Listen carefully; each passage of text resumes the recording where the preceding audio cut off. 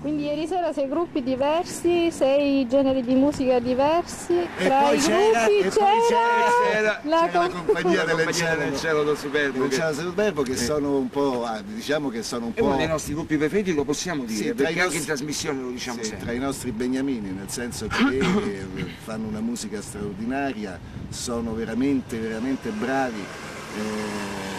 Questa canzone dalla torre normanna, Salsa stasera la luna, insomma, è veramente un classico per Sì, noi. c'è il titolo poetico, Certo, come per esempio anche abbiamo mandato in onda questo concerto di Natale che è stato commovente perché di una bellezza fantastica. Io mi ricordo la registrazione in studio e mi ricordo che c'erano i tecnici, Valentina dall'altra parte, veramente tutti presi da questa musica bellissima che sa fare la compagnia del Celado Superbo. Io vorrei dire qualcosa in più proprio sul piano musicale.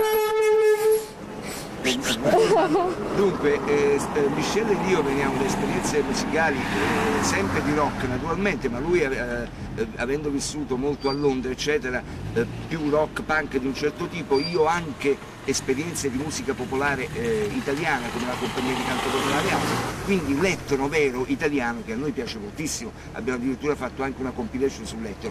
Quello che abbiamo trovato, che ho trovato io e che poi ho verificato è che fra la musica irlandese e la musica dell'Encelado e diciamo certe immissioni originalissime di ritmi, oltre che di canto e di melodie, veramente l'arricchimento di questo patrimonio straordinario culturale che riesce a fare questo gruppo veramente è qualcosa di a livello internazionale veramente stupendo. Beh, in bocca al lupo, compagnia.